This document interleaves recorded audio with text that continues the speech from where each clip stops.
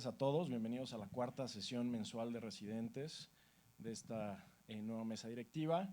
Y bueno, tenemos el gusto de presentarles al doctor Mauricio Cantellano, experto en neurología, parte del staff del Hospital G.A. González, y bueno, mi compañera Jenny, que ya la conocen ampliamente.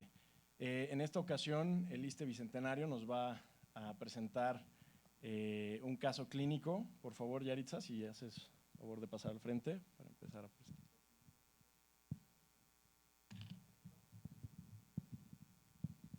Muy bien.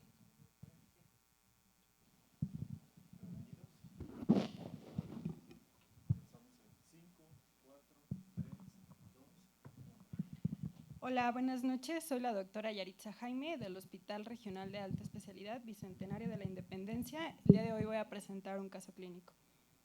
Se trata de un masculino de 81 años, originario y residente del Estado de México, comerciante, actualmente jubilado, religión católica, tipo de sangre O positivo, tabaquismo, 1.5 paquetes años, suspendido hace 16 años, alcoholismo y toxicomanías negadas. Dentro de los antecedentes patológicos, hipertensión arterial sistémica de 21 años de evolución en tratamiento con enalapril. Quirúrgicos, apendicectomía abierta hace 40 años, alergias negadas. Nuestro paciente inicia su padecimiento actual hace un año con síntomas del tracto urinario inferior, caracterizados por síntomas de almacenamiento y vaciamiento. Recibió tratamiento bimodal con tamsulosina y finasteride, con poca respuesta. Debido a la persistencia de los síntomas y la mala calidad de vida, es referido al servicio de urología para valoración especializada. En consulta externa de urología, el paciente refiere un IPCC de 18 puntos, vaciamiento 9, almacenamiento 9, niega hematuria, lituria o retención aguda de orina. En la exploración física, abdomen blando, depresible, no doloroso a la palpación, sin evidencia de globo vesical. Genitales externos sin alteraciones, meato uretral central sin estenosis ni secreciones. Tacto rectal de próstata sin datos de malignidad. Sí. Gustavo Rodrigo Albarrán. ¿Nos puedes ayudar, por favor, con un breve resumen del caso clínico? ¿Te puedes poner de pie, por favor?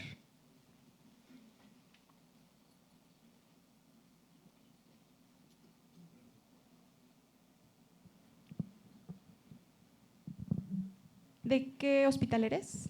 Del Centro Médico Licenciado Adolfo López Mateos. Ok. Pues es un masculino de 81 años de edad y con antecedentes de hipertensión, en tratamiento con enalapril.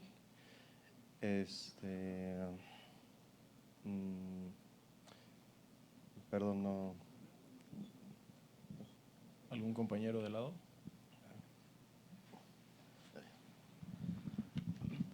Buenas noches. ¿Cuál es tu nombre? Perdón. Eder Cortés, del Adolfo López Mateos de ISEM. Tiene antecedentes un antecedente quirúrgico, una apendicectomía hace 10 años, y el paciente acude por datos de dificultad urinaria, con datos de mal almacenamiento. ¿Solo de almacenamiento? Y de vaciamiento. Ok. ¿Cuánto fue de IPCS? 18 puntos. Ok. Y dentro del interrogatorio en este paciente, ¿te interesaría saber algo más? Sí, ¿desde cuándo presenta los síntomas? Desde hace un año. Okay. ¿Algo más? Sí ha tenido, si en alguna ocasión ha presentado alguna otra complicación o no solamente son los puros síntomas para dificultad de orina. No ha tenido hematuria, retención aguda de orina, ninguna otra complicación. Okay. ¿Y eso por qué lo preguntarías? Pues son criterios para, son complicaciones que nos podrían llevar ya a una necesidad de cirugía o algo así. Ajá. En este caso, en el padecimiento actual mencionaron un dato importante en cuanto al tratamiento que tenía este paciente. ¿Qué te haría sugerir un tratamiento quirúrgico? ¿Recuerdas qué tratamiento recibió? No, la verdad no. Ok. Magdaleno, ¿Algo que quisieras agregar, preguntar, interrogar? El resumen que ya dijo tu compañero. Pues realmente todavía no estamos en el punto de que haya tenido alguna indicación absoluta para ya proponerle cirugía. Sin embargo, pacientes que no son buenos respondedores al tratamiento oral, pues pueden ser pacientes que se van perfilando para necesitar un tratamiento quirúrgico, pero pues todavía estamos muy temprano, no hemos pedido estudios de laboratorio ni de ultrasonido para anticiparnos a esto. De acuerdo al M-TOPS, ¿recuerdas algunos puntos de progresión de síntomas urinarios? No, la verdad, no me acuerdo. ¿O para sugerir un manejo quirúrgico? ¿O falla al tratamiento médico? O sea, falla el tratamiento no. O sea, de las que me acuerdo que tengo bastante claras son las indicaciones absolutas para el tratamiento quirúrgico. Pero no respecto a progresión de síntomas o falla el tratamiento médico. Ok, para tenerlas como bien en mente, ¿cuáles son las indicaciones puntuales para un tratamiento quirúrgico? Ok, pues son infecciones urinarias de repetición, obstrucción aguda de orina, hematuria macroscópica, litiasis vesical, lesión renal o falla renal de origen postrenal y divertículos vesicales, de acuerdo a la Sociedad Europea. Falta por ahí te falta uno importante que está relacionado con los medicamentos.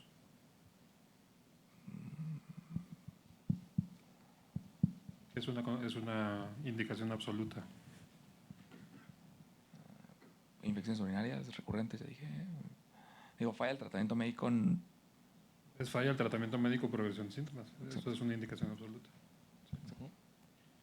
Del ISSSTE Zaragoza, Fernando, no entiendo el nombre. Fernández Juan Jesús. Si quieres, ponte de pie, por favor. ¿Y conoces el índice de vaciamiento-almacenamiento?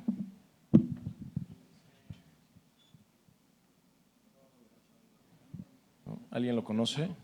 Rodrigo. ¿Tendrán un micrófono allá?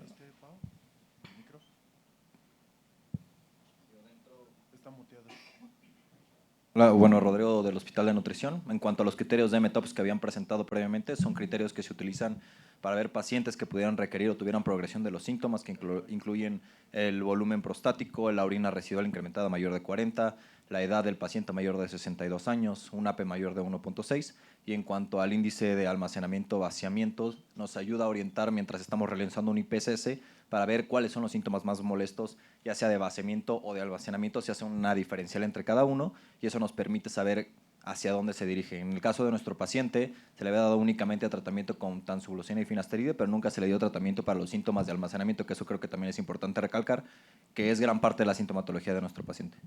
En este caso que mencionaste el tratamiento para el almacenamiento, ¿recuerdas qué edad tiene el paciente? Tenía 81 años, lo ideal sería darle mirabegrón por el riesgo que existe para deterioro cognitivo en pacientes mayores. Y justamente ¿por qué se puede dar este deterioro cognitivo? Pues es un medicamento, un anticolinérgico, y justamente por eso se ha visto que puede provocar pues, sí, deterioro cognitivo por la acetilcolina. Pero, o sea, ¿sabes específicamente por qué el anticolinérgico genera alteraciones cognitivas? Por la sinapsis nerviosa. ¿Alguien más que quiera participar al respecto? ¿Cuál es tu nombre? Héctor Orozco, de Nutrición. Okay. Se debe a que estos medicamentos bloquean el receptor M2, que no solo está en tracto gastrointestinal, y las glándulas alveolares también son claves para la formación de memoria a corto plazo, y entonces asemeja un cuadro como de demencia en estos pacientes. ¿Alguien más que quiera mencionarlo? No sé si se refiere al cruce de la barrera hematoencefálica, ¿no? Justo es porque atraviesan la barrera hematoencefálica por su composición y el tipo de aminas que son. Entonces recordemos que los antimuscarínicos tienen cierta composición que son aminas terciarias, que estas pasan la barrera hematoencefálica por su peso molecular, entonces generan alteraciones cognitivas.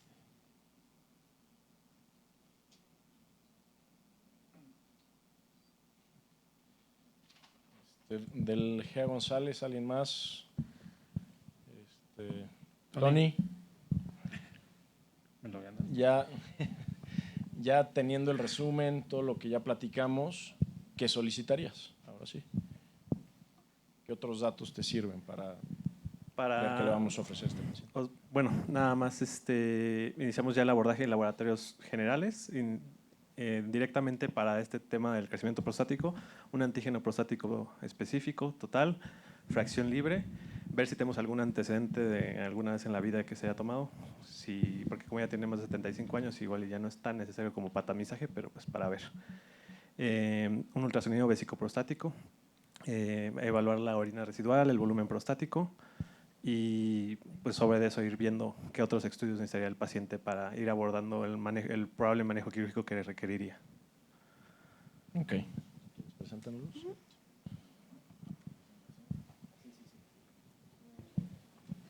Ahí tenemos el antígeno prostático total.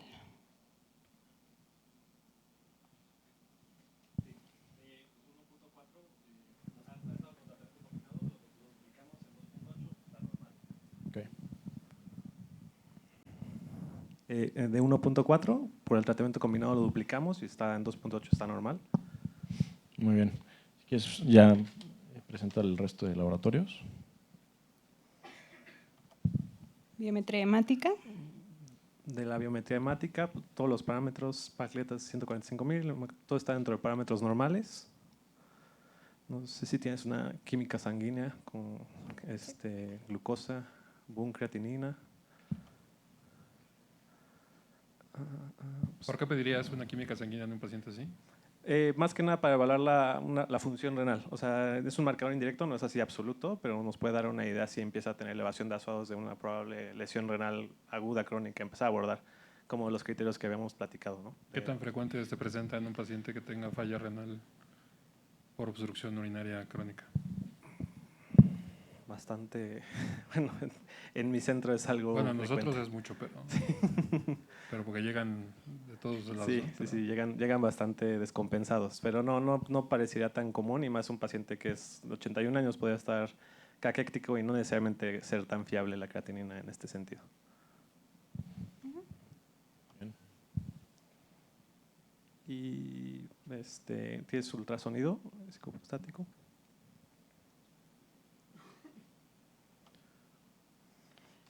Tiene un volumen premiccional de 367.5, un volumen posmiccional de 52.8, volumen prostático 146.15, una protusión prostática intravesical de 13 milímetros. Okay.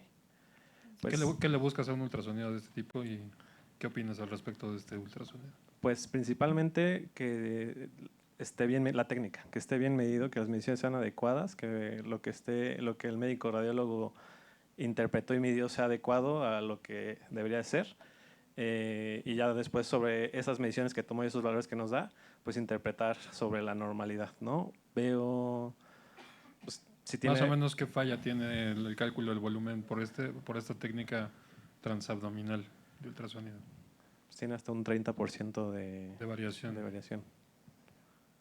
Entonces puede estar infraestimado ese volumen inclusive, también tiene un importante componente intravesical. Tiene aproximadamente, si no hago mal cálculos, aproximadamente un 15% de orina residual. El volumen también no parece ser, está en los límites, ¿no? Podría inclusive, ya es candidato a tratamiento quirúrgico, y hasta podríamos, si no quiere tratamiento quirúrgico, tener que llevar la vía urinaria. Con ese índice de protrusión prostática, ¿qué grado es? Es un grado 2, de 10 a 15. No, 3, perdón, de 10 a 15. ¿Qué opinas del tratamiento combinado con un índice de protrusión de estas características y con ese volumen prostático? Pues no va, pues justo más de volúmenes de más de 80 gramos y índices de protrusión grado 3 se ve que tienen alta tasa de fallo a manejo farmacológico combinado, y tienen inclusive son pacientes que tienen uso de sonda transuretral que tienen una alta tasa de fallo al retiro de la misma. ¿Es creíble que este paciente tenga un año con síntomas? Pues sí, podría estar en una fase compensatoria todavía vesical. Yo creo que a los 81 años más bien nunca se le estudió adecuadamente o no se le interrogó previamente, y cuando se refirió seguramente tarde, cuando el paciente ya tenía síntomas importantes, lo empezaron a manejar, ¿no? Cuando te llegan a ti normalmente ya vienen referidos de un manejo previo de otro lado y no necesariamente estuvo bien manejado, ¿no? Sí, es correcto. Y retomando lo que dice el doctor Cantellano, ¿solicitarías algo más o tiene este paciente algún criterio para solicitar algo más? Sí, importante en este paciente sería indicado un estudio urodinámico como parte de la evaluación completa como parte de fisiopatología crónica puede haber cierta componente de daño vesical o una alteración de la función vesical que puede quedar residual, ¿no? Entonces tal vez podríamos ir platicando que la cirugía en el paciente podría dejar unas secuelas funcionales de vejiga y no necesariamente por la cirugía, sino porque ya tiene daño crónico. Sería importante evaluar todo esto antes de ofrecerle un tratamiento quirúrgico. ¿Alguien del 20 de noviembre? Cristian Escoto Ruiz.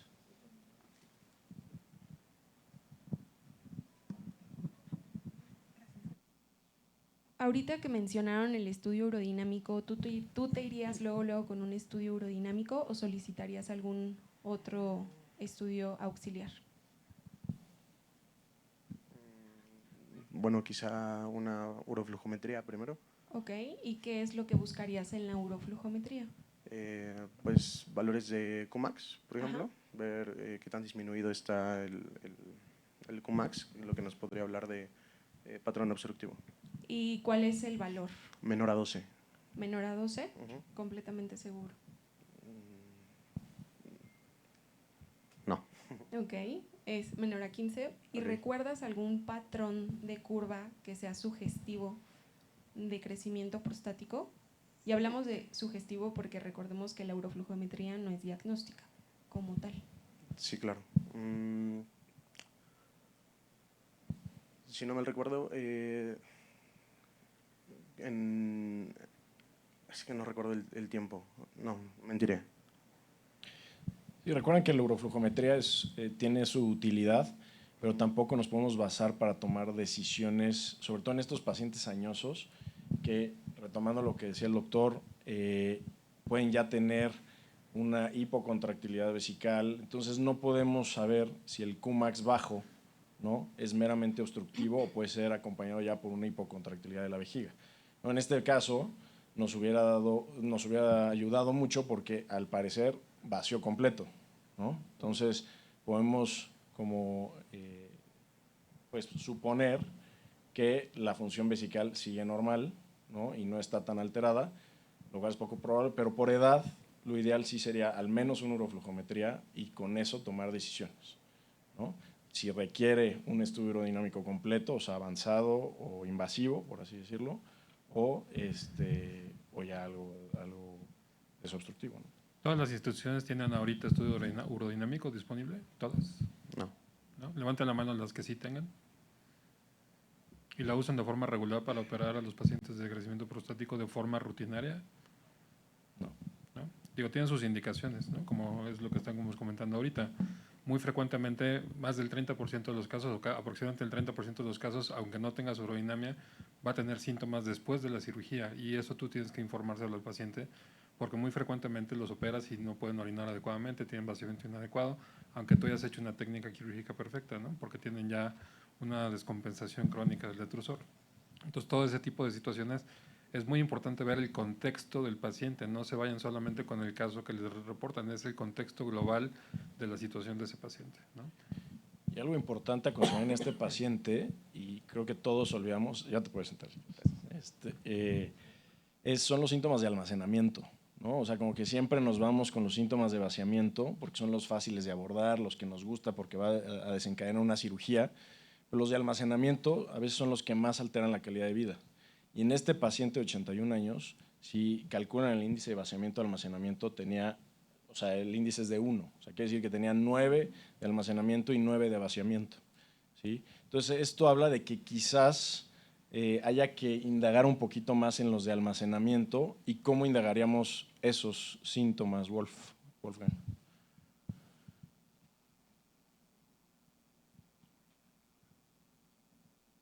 Vamos.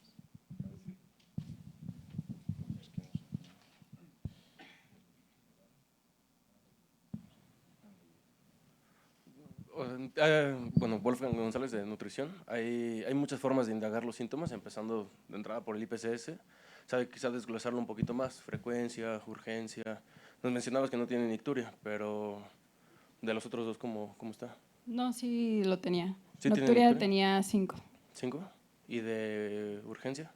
Tenía 2 y frecuencia tenía 2. Era 9 de almacenamiento. Ok, continuando con ese abordaje, además de lo que ya solicitamos del ultrasonido, un diario miccional también para ver los diarios, digamos, los hábitos del paciente, ver la sensación con la cual estaba miccionando todos los días, o sea, cada micción, y pues algunas medidas higiénico-dietéticas que podríamos abordar por ahí. ¿Qué es lo que buscarías en el diario miccional? Bueno, diferentes parámetros dentro de la frecuencia diaria, los volúmenes que está sacando, particularmente la ingesta de algunas bebidas o incluso alimentos irritantes, café, pues bebidas carbonatadas, entre otras cosas. La capacidad vesical funcional y bueno, como particularmente esas cosas. Ok, idealmente, ¿sabes el número de días que se tiene que realizar el diario miccional? O sea, 3 es para ya tener un diagnóstico, aunque se empezó a describir con 4 días. Idealmente es de 3 a 7 días y si el paciente lo hiciera perfecto, con un día que lo haga perfecto es suficiente. Y recordar que en pacientes añosos, ¿sí? Pueden tener nocturia o poliuria nocturna, ¿no? Entonces es algo que tenemos que negar, sobre todo si son obesos, si hay SAOS, etcétera, si tienen edema en miembros inferiores. O sea, no todo se resume a los síntomas de vaciamiento. O sea, tenemos que indagar más. Y una pregunta que a mí se me hace vital en la anamnesis de los síntomas urinarios es cuál es el síntoma más molesto, ¿sí? Y cuál es el que más afecta a la calidad de vida. Porque si es nocturia, ¿la cirugía va a mejorar la nocturia? No. ¿O al 100% al menos? Sí, no en todos. Ok, entonces eso es importante saber. E incluso, por ejemplo, en la nocturia puedes valorar en el diario miccional si el volumen miccional está invertido, lo cual te sugiere quizá alguna cardiopatía, alguna insuficiencia. Entonces, digamos que no solamente puedes ver como los hábitos de alimentos, bebidas, etcétera, sino incluso puedes enviar al paciente para una valoración cardíaca y quizá ese era el problema que tenía el paciente. Pues, del General de México, Jesse. ¿Este paciente qué le ofreces o cómo le tratas o qué? Pues en él podríamos valorar un tratamiento quirúrgico. Ok, ¿qué le ofrecerías? Podría ser por el tamaño de la próstata una OLEP. Ok, y no sé si… Una pregunta importante. Levanten la mano quién tiene contacto con entrenamiento de ustedes como residentes con RTUP. ¿Bipolar o monopolar? A ver, los de monopolar, levanten la mano. ¿Los de bipolar? ¿Y todos los que ya operaron RTUP ya entrenaron o ya están entrenando JOLEP? Algunos por ahí. Entonces, es importante determinar que la técnica quirúrgica que ustedes le van a ofrecer al paciente sea la que ustedes sepan hacer como primera opción, ¿no? O sea, independientemente de donde sea o la indicación que tengan las guías, etcétera, siempre tienen que ubicarse dónde están y qué es lo que tienen a la mano para poderle ofrecer al paciente, ¿sí? Número 2, ¿qué opinan del examen de orina? ¿Nadie lo pidió? ¿Sí? No sabemos si está infectado, no sabemos si tiene alguna situación. Nadie pidió examen de orina, ¿no? Y esa es una de las condiciones importantes que indica indicaciones absolutas para una cirugía prostática, ¿sí? Entonces, antes de que se vayan con la tecnología, vean bien a su paciente, planeen bien su procedimiento y tengan a la mano las posibles opciones de manejo para este caso, ¿sí? Un paciente que lleva 1 año con tratamiento combinado, ¿le vas a suspender o no le vas a suspender el tratamiento? Pues no se lo suspendería, pero sí valoraría la posibilidad de una cirugía.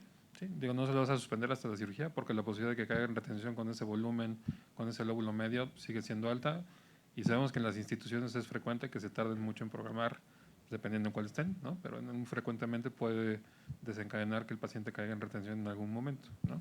Entonces, ¿cómo está el examen de orina, doctora?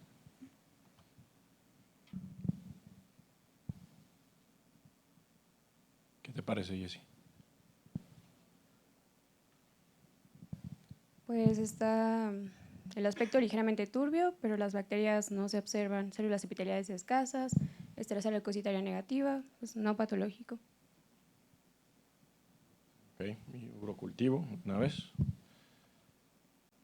Son cosas relevantes a solicitar, ¿de acuerdo? Sin desarrollo bacteriano. Ok. Entonces, ¿en qué instituciones tienen HOLEP? La doctora sugirió HOLEP. Levanten la mano a quien tenga HOLEP, aunque no lo hagan ustedes. Ok, en aquellas que no levantaron la mano, acá en el cuadrante posterior izquierdo, ¿qué le ofrecerían? ¿No hay HOLEP o se descompuso el equipo o no hay morcelador? ¿Qué opciones tienen con este volumen prostático? Ok. Esa es una. ¿Qué otra? ¿Y si no es laparoscópica?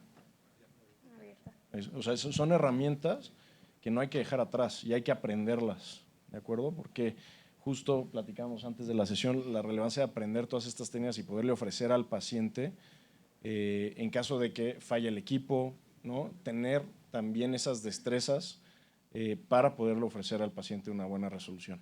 Entonces ahora ya tenemos las opciones quirúrgicas. ¿Quién más?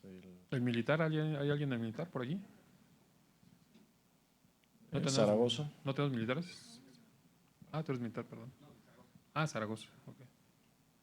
Bueno, ¿qué hablas con el paciente con respecto al pronóstico, a la corrección de los síntomas? ¿Qué le dices antes al paciente? O sea, le dices, ok, te voy a operar y te voy a resolver todos los síntomas.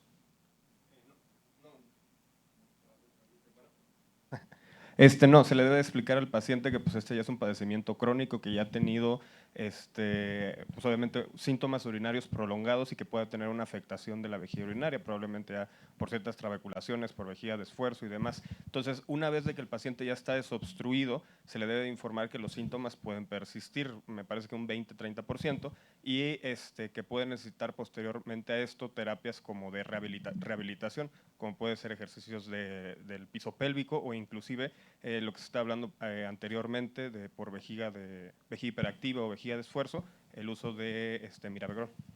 Tú sugeriste laparoscópica o abierta, ¿no? La adenomectomía. ¿Qué complicaciones le dirías al paciente de 81 años hipertenso? Bueno, pues claro, o sea, los propios relacionados por el procedimiento quirúrgico, como puede ser los efectos de la anestesia, sangrado principalmente es uno de los principales, y a largo plazo puede llegar a presentar algunas veces estenosis de uretra. ¿Cuáles técnicas manejas ustedes en tu hospital de...? Laparoscópicas utilizamos la técnica Milin. Milin, ok. ¿Y abierta? Se utiliza transvesical. Transvesical. Ya es así como estándar. Sí, esas son las que he tenido la experiencia de estar presente. ¿Qué otras técnicas tienes, además de laparoscópica y abierta? No contamos con OLEP, no tenemos otras. ¿No? ¿Bipolar sí?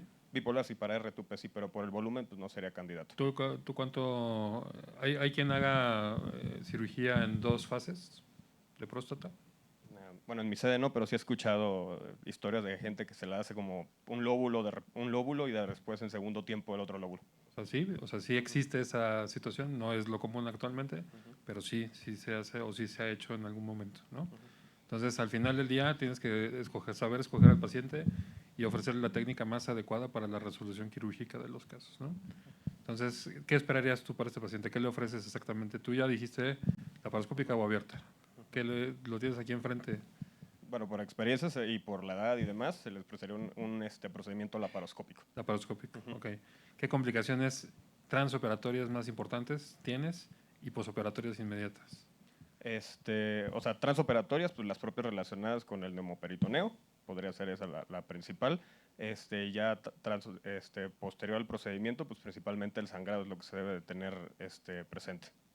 Sí, no hay que recordar que las técnicas laparoscópicas y robóticas también, porque existe también la alternativa robótica, pues ya estás abriendo una cavidad para entrar a otra en un momento de hoy resolverla, ¿no? Cosa que en las enucleaciones habitualmente pues sigue siendo por la vía urinaria, ¿no? Entonces tienes que agregarle las complicaciones posibles relacionadas a la apertura de otra cavidad, ¿no? Esa es la condición sine qua non.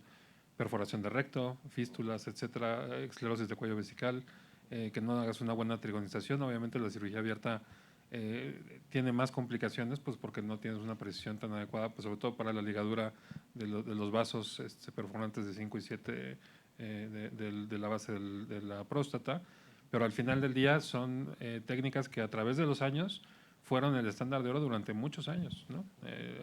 Y siguen siendo vigentes en muchas instituciones, ¿no? Que ahora se esté haciendo la mínima invasión no sustituye que el buen trabajo que se hizo en otros lugares, ¿no? Sí, claro, aparte como mencionaban, pues no todos los centros tienen OLEP. Okay. Muy bien, doctor. ¿Qué le ofrecieron?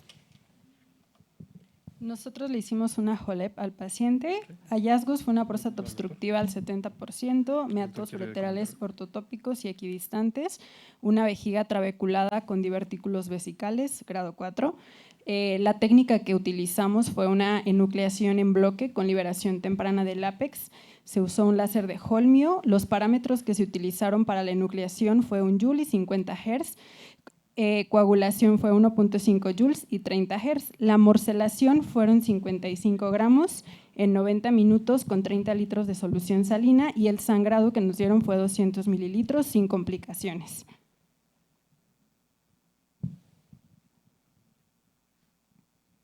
¿Quién ofreció HOLEP? Los del general. ¿Cuántas técnicas de HOLEP te sabes? ¿Alguno del general, el primero que ofreció HOLEP? Déjate que te pasen el micrófono antes. ¿Morantes? Puede ser la técnica en bloque y la técnica en dos partes, pero eso depende mucho del lugar de entrenamiento del cirujano que está haciendo la OLEP. La técnica en bloque es la más adecuada por lo general y dependiendo cómo hagan, porque tienen que respetar siempre las fibras circulares para mantener la continencia y mantener la liberación temprana antes del verum. Y pues en el viejito hay que valorar bien. ¿Nos puedes describir así a grandes rasgos cómo es la técnica? Así, pues hace primero la marcación en V invertida a nivel del verum montanum y luego en el ápex, en el techo. Se hace la liberación y luego se va cada uno de los lados. Okay. ¿Qué tipo de láser usas allá en tu institución? Tenemos la OLEP ahí no me acuerdo la marca. No importa la marca, los watts que tienes. Por lo general usamos 70-30 o 60-30. O sea, ¿es un láser de 100 el que tienes? Sí. Okay. ¿Alguien tiene otro láser diferente? ¿De cuánto? De 100. ¿De 100 y 150? Ajá. 80. Sí, digo, no importa, sino más bien es el tipo de láser. ¿Alguien ha usado láser pulsado de Moses o de los nuevos Magneto y alguna de estas técnicas nuevas? Sí, en el ABC sí se usa. Lo manejan. Ok. Bueno, y en cuanto a la técnica quirúrgica, ¿qué le vas a decir al paciente? Oiga, señor, ya le voy a hacer un HOLEP. ¿Qué complicaciones va a tener después o cómo se va a recuperar después de una cirugía de este tipo? O sea, la ventaja del OLEP es el sangrado mínimo. En este caso no está tanto, pero ese es lo primero que tenemos que avisar al paciente, que la probabilidad de sangrado es mínima en esta técnica. La estancia hospitalaria es corta, el tiempo de mantenimiento de catéter también es corto en OLEP. Y lo que tenemos que buscar es la trifecta de la OLEP, que es la continencia, la disminución de complicaciones y el tiempo hospitalario corto. ¿Tienes morcelador allí? Sí, tenemos el piraña. ¿Y la técnica de morcelación tiene importancia? Sí, y también hay que tener en cuenta cuando se hacen los beach balls para que no se pueda saber cómo abordarles a esos para no hacer el efecto de ventosa y perforar la vejiga. Más o menos, ¿qué grueso del equipo tienen ustedes allá? El que tenemos es de 26 French. 26. ¿Alguien tiene uno y diferente? Ahora hay una camisa de 22, pero no usan mucho. ¿Alguien tiene equipos diferentes a la 26? La de 18. ¿24? Ok. ¿Alguien tiene MILEP? ¿No? Ok. Supongo que en otros lados sí. Sí, adelante. Vamos a continuar. Ahorita les vamos a poner el QR, sobre todo para los que se encuentran en el interior de la República. Vamos a ver la siguiente. La siguiente. Ajá. Pues sí, si nos hacen favor de escanear el QR, por favor, sobre todo aquellos que nos escuchan en redes sociales. Y nos hacen favor de contestar la pregunta durante la enucleación prostática con láser Olmio, ¿qué maniobra técnica se asocia más directamente con incremento de riesgo de incontinencia urinaria de esfuerzo por compromiso del esfínter externo?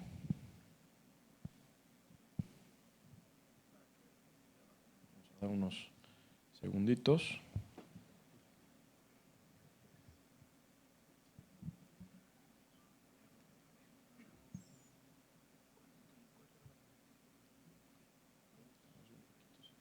Conectados.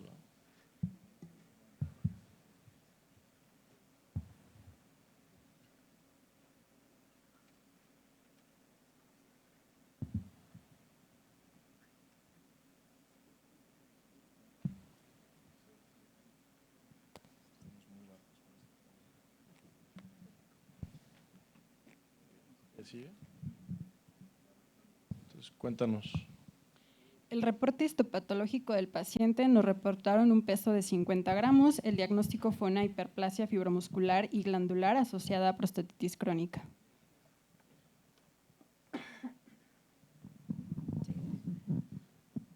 ¿Qué opinas de una próstata de 140? 140. Que salieron 50 gramos. ¿Qué pasó ahí?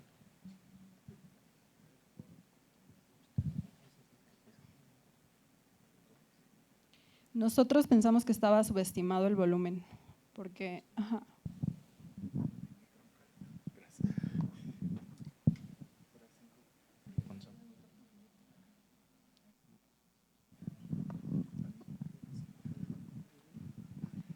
En este paciente, ¿qué opinan de haber, en caso de tener más que nada, la posibilidad de utilizar técnicas que no sean como los MIST, un iTint o un stent?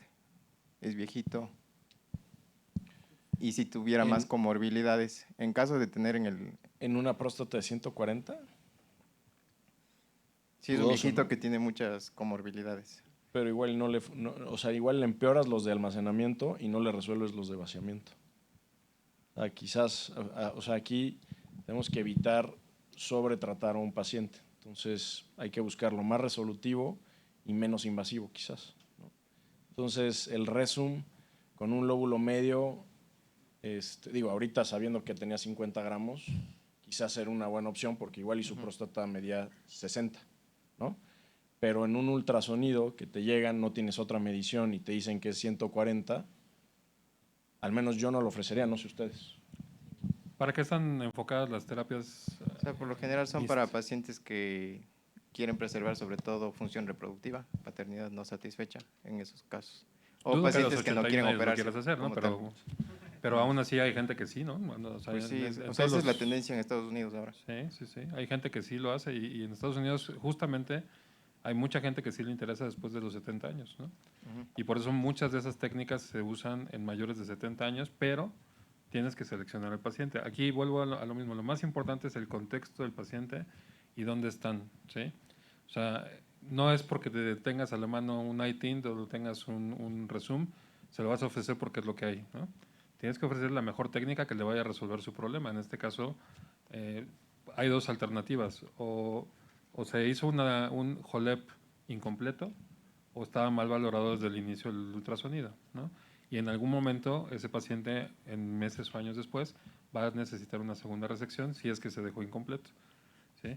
Si fue completa, entonces muy frecuentemente estuvo mal valorado desde el inicio, ¿sí? Por esa situación, ¿no?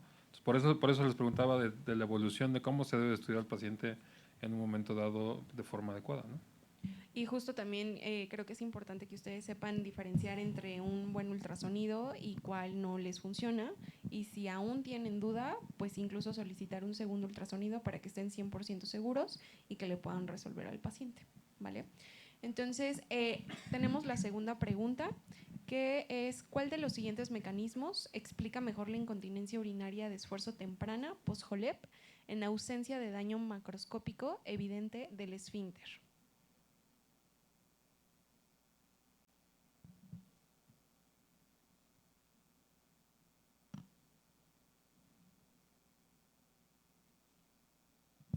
No es necesario que escaneen el QR con cada pregunta, manténganse conectados y va a ir cambiando la pregunta. ¿Ninguna respuesta hasta ahorita? Ok.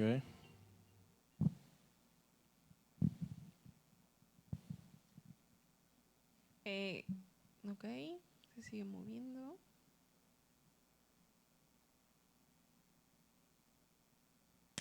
Y correcto, la respuesta correcta es alteración del reflejo guardián uretral por disrupción aferente somática. Curioso los que contestaron la denervación parasimpática del detrusor, lo cual…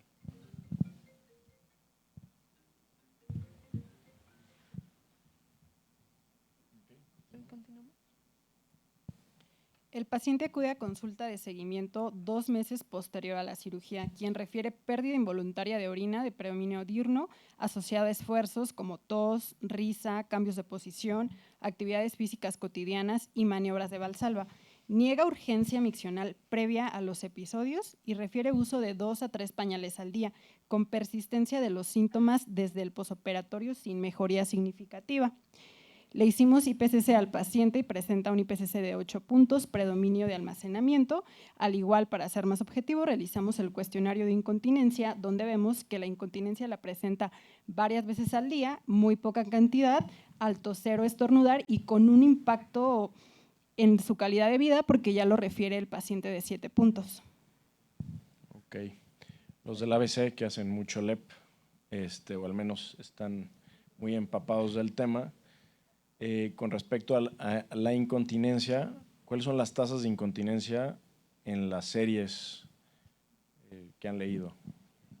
Pues idealmente, o sea, por ejemplo, lo que describe el doctor Sánchez es que sea de 1 a 2 o incluso hasta menos, según, o sea, pero depende mucho también del expertise o la curva que haya tenido el cirujano, porque pues, cirujanos que apenas están entrenando, pues tienen pues tasas de incontinencia hasta 30-40%, que es lo que también se ha visto en algunos artículos, que pues según comparado a los más experimentados, pues casi que pues es inaceptable, ¿no? Entonces por eso, pues ese es el problema con el OLEP, que pues sí tiene una curva de aprendizaje pues bastante larga.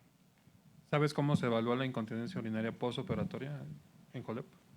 ¿Cuál es la secuencia de vigilancia de un paciente de incontinencia postoperatoria? La verdad, no. ¿Alguien sabe? ¿Miguel? Pues, me parece que, o bueno, antes que nada hay que informarle al paciente que justo hay altas tasas de incontinencia después de un OLEP y que puede tardar hasta recuperar la continencia por lo menos unos 6 meses, ¿no? Eso es lo que yo he leído o que he encontrado en la bibliografía. Y si justo, primero se trata pues, de manera conservadora, con ejercicios de Kegel y demás, y esto pues, con el objetivo de pues, fortalecer el piso pélvico y darle igual un tiempo, el tiempo descrito de los 6 meses para ver si mejora o no. ¿Sabes cuáles son las causas posibles por las cuales un paciente pueda hacer incontinencia? Varios factores que debes de tomar en cuenta en un paciente con caso de OLEP. Sí, claro. En el OLEP específicamente, el tamaño del receptor, que 26 French se ha visto que incrementa un poco las tasas de incontinencia. También el tiempo quirúrgico es muy, muy importante.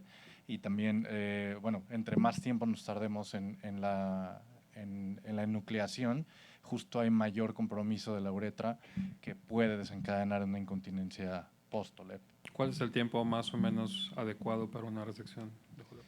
Pues en teoría debería ser menos de 90 minutos, pero la curva para hacer una resección o una enucleación más bien por OLEP pues es muy larga, ¿no? Entonces sí, generalmente al principio los tiempos quirúrgicos para hacer un OLEP son más que esto. ¿Y qué otra cosa, qué otros factores del paciente puede tener que puedan ser importantes para la incontinencia? Samantha, vamos a pasar el micrófono, por favor. ¿Es importante de este paciente a valorar para predecir o no mayor probabilidad de incontinencia, independientemente de la técnica? La edad, el volumen prostático Y según yo también antecedentes como, digo, él no tenía, pero diabetes mellitus o ese tipo de… ¿Y qué otra importante que pocas veces se evalúa? Y son muy relevantes, que también se usa en cirugía radical de próstata. Que de hecho no se puso en el caso. Pues, o sea, como digo, pues IMC del paciente. O sea, puede ser índice de masa corporal, pero también la sarcopenia que puede llegar a presentar, ¿no?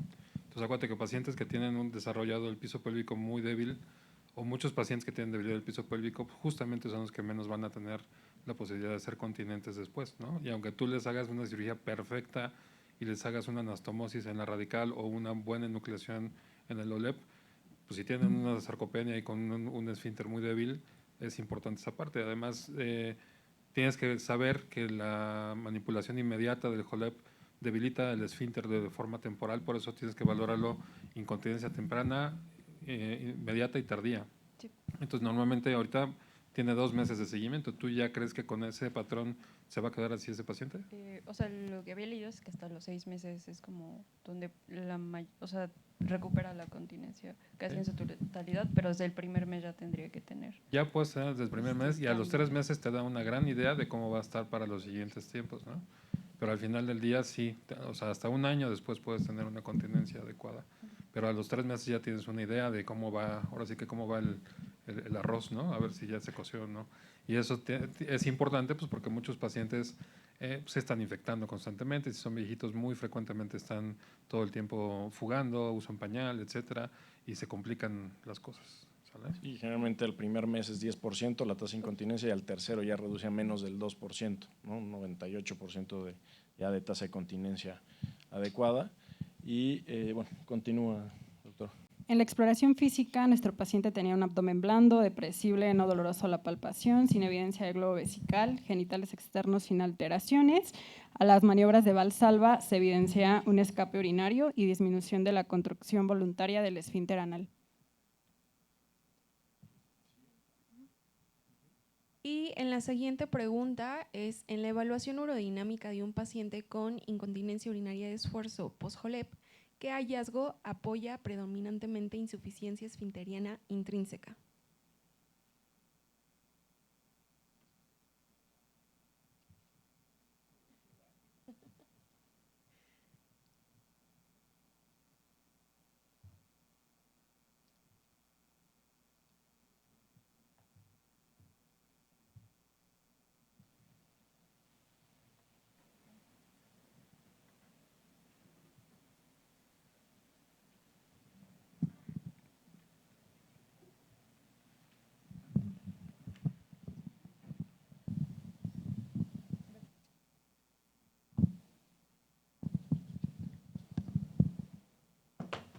Bueno, entonces la gran mayoría puso la respuesta correcta, que es un ALPP menor de 60, que justamente en la clasificación urodinámica de incontinencia nos habla que es una tipo 3, en la cual es una deficiencia intrínseca del esfínter, e incluso desde la exploración física en la que les puso que al Valsalva presentaba fuga de orina, desde ahí una prueba de la tos o Valsalva positiva justamente ya es sugestivo de una deficiencia intrínseca del esfínter. Entonces, la siguiente. En el seguimiento, nosotros decidimos hacer un manejo conservador inicial con rehabilitación de piso pélvico. El protocolo de rehabilitación que se le dio al paciente fue un programa supervisado durante 12 semanas con sesiones de 2 a 3 veces por semana, que incluía ejercicios de fortalecimiento de piso pélvico, entrenamientos de contracción rápida y sostenida, complementando con ejercicios domiciliarios diarios. ¿En alguna de las sedes presentes realizan rehabilitación de piso pélvico? ¿Y prehabilitación previa a las radicales? ¿Alguien? Digo esto como paréntesis. ¿Alguien del 20 de noviembre? Ajá. En este paciente, ¿qué piensas respecto al protocolo de rehabilitación? Pues lo óptimo hubiera sido con el paciente que lo empezara desde antes del procedimiento para que tuviera un mejor resultado después de la cirugía. Ahorita pues sí se puede enviar al paciente. En nuestro caso, algunas ocasiones enviamos a los pacientes después de las radicales a que los valore el servicio de fisioterapia, pero pues la respuesta pues yo creería que en este paciente puede ser buena. ¿Y qué tipos de rehabilitación en estos pacientes podrías ofrecer? Desconozco. Aquí ofrecieron el fortalecimiento con ejercicios de Kegel, pero aparte, ¿tú conoces algún otro? Pues se puede dar también electroestimulación, no tengo correctamente las técnicas, pero son como las dos cosas que se pueden hacer. Que es el biofeedback y justamente también la electroestimulación, ¿no? Entonces, justamente son las tres pasos que pudieran utilizar, que es el fortalecimiento con los ejercicios de Kegel, el biofeedback y la electroestimulación ya en pacientes que incluso no reconocen la musculatura, porque eso también es muy importante, que sepamos a quiénes sí podemos y qué tipo, porque muchos de los pacientes no reconocen la musculatura y si ustedes les dicen hagan ejercicios de Kegel, incluso buscan en internet y ven 1001 imágenes que son incorrectas de cómo realizarlo. Ahora, ¿tú cómo te cercioras de que realmente el paciente haga correctamente los ejercicios de Kegel? Pues les pido que muestren cómo los están haciendo o cómo les indicó en algunas ocasiones el fisioterapeuta por medio privado, pero hasta ahí. ¿Pero tú sabes alguna técnica con la cual dices, sí, los está haciendo correcto? Desconozco. En hombres puedes hacer un tacto rectal y justamente sientes la contracción del músculo y tú sabes que realmente los está haciendo. En mujeres, pues obviamente con un tracto rectal o vaginal, pero de esa manera ustedes se cercioran que realmente los haga como deben de ser, porque si no, de nada sirve que se los indiquen si realmente no los va a hacer correctamente. Entonces, en la siguiente pregunta es, ¿qué componente contribuye principalmente a la continencia en reposo tras JOLEP cuando la contribución prostática ha sido eliminada? Lean bien la pregunta.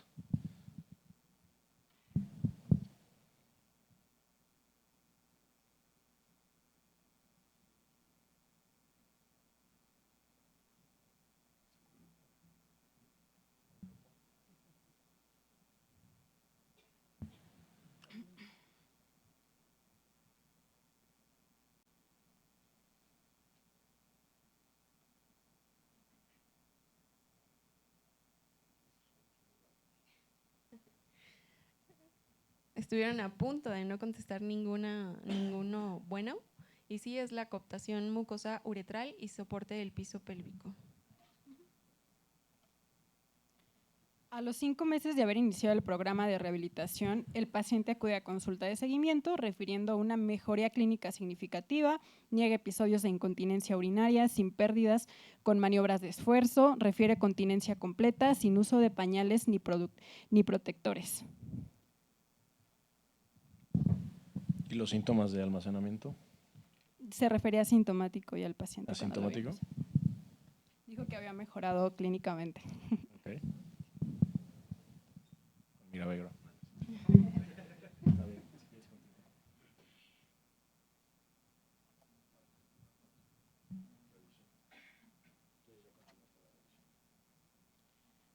Dada la evolución de nuestro paciente, lo vamos a contrastar con la literatura que actualmente tenemos.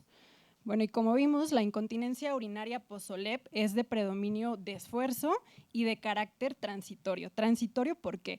Porque la incontinencia posoperatoria temprana, o sea que va de las primeras, el primer mes aproximadamente es del 10 hasta el 20%, pero a los 3 meses disminuye del 3 al 5%, a los 6 o 12 meses menor del 1 al 2%. Es una minoría la cantidad de los pacientes que va a permanecer con una incontinencia, o sea, es menor al 1%. Esto nos habla y es el reflejo de que se va recuperando el esfínter a lo largo del tiempo. Como ya lo vimos, pues es de predominio de esfuerzo y esto se refleja o es probable por una disfunción transitoria del esfínter uretral externo y aquí va en relación con varios factores. Uno son los factores anatómicos, como puede ser la longitud del esfínter uretral membranoso y la relación con el ápex prostático.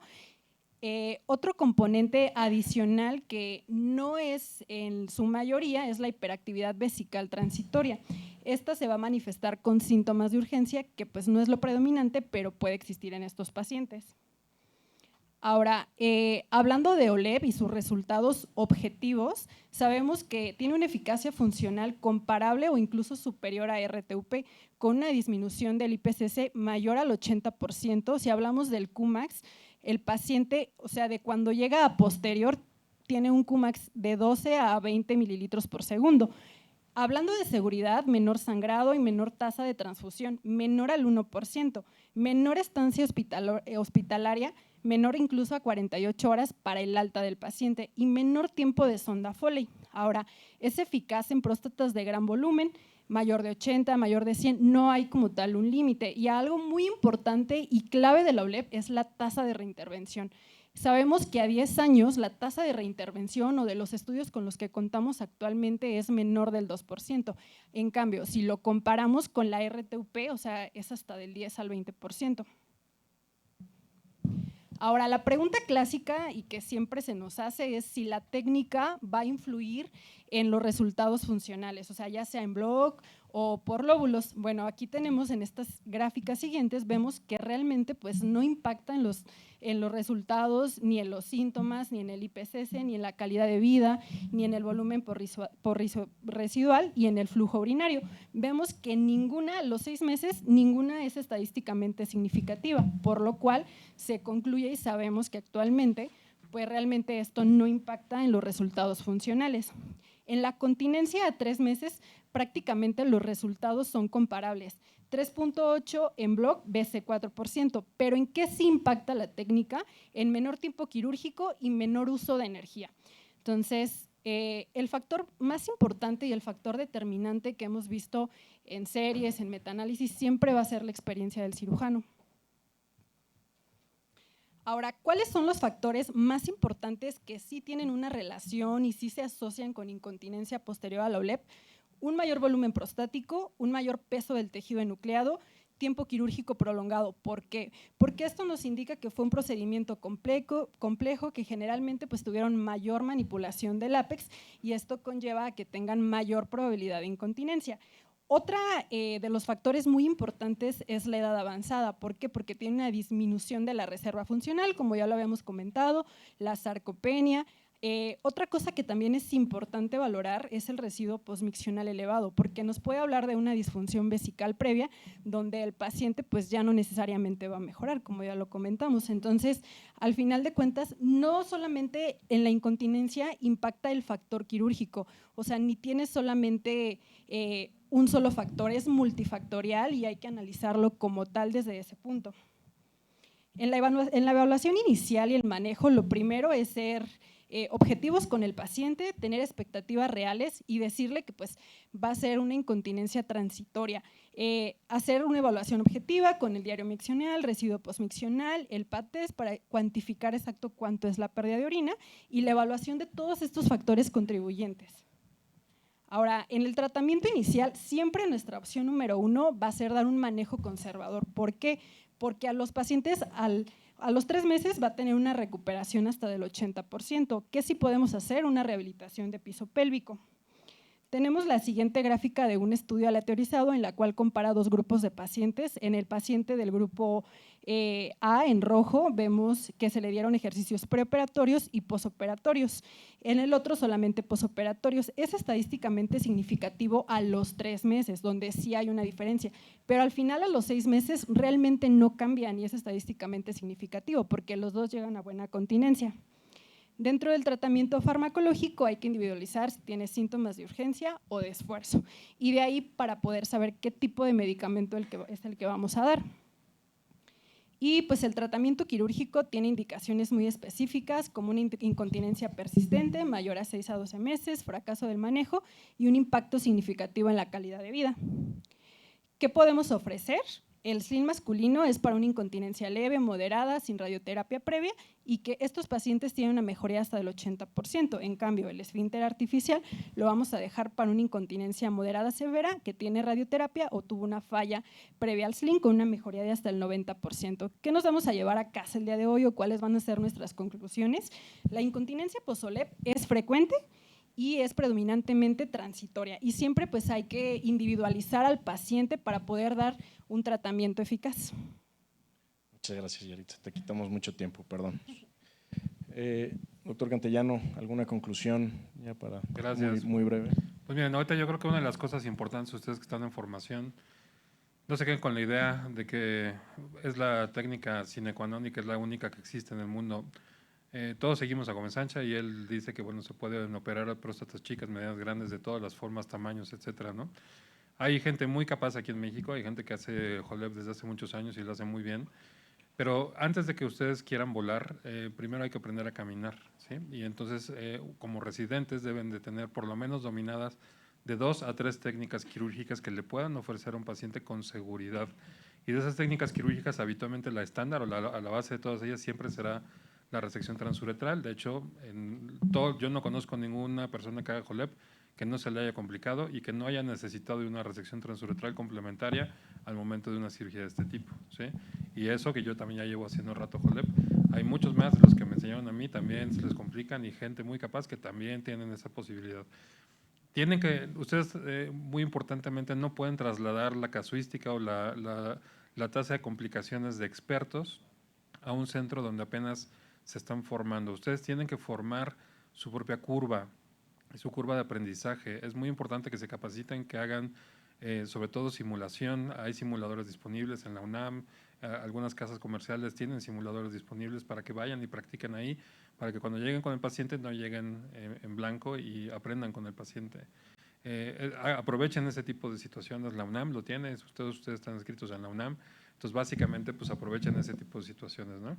Y obviamente cuando ya entren y dominen una técnica quirúrgica, que puede ser endoscópica, abierta, robótica, laparoscópica, la que sea, domínenla, ¿no? Y vuélvanse expertos en ella y sepan sus límites, sepan hasta dónde pueden llegar, no se vuelvan comerciantes y lo ofrezcan solamente por lo que hay, por ganar más pesos, compren una complicación.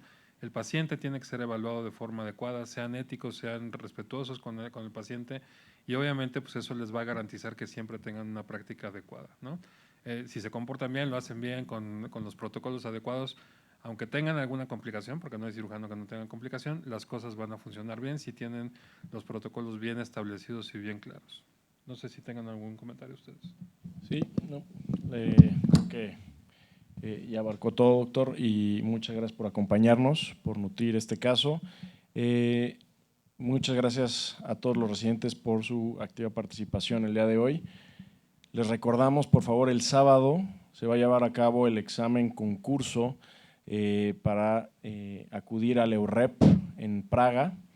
Es un gran congreso, ¿no? Que van residentes de toda Europa y vale toda la pena. Entonces, por favor, después del World Cup, tanto aquellos que nos están escuchando por redes sociales, vía Facebook, etcétera, no olviden conectarse, también es para ustedes. Y los que vengan de manera presencial va a ser solo para residentes de tercer y cuarto año, ¿de acuerdo? Entonces, para que se queden después del World Cup para hacer el examen, es un examen de 30 minutos, donde vamos a evaluar conocimientos de todo urología, tanto litiasis, benigno, maligno, etcétera. Entonces, para que estén preparados, ¿de acuerdo? Muchas gracias. Nos vemos el sábado. Gracias.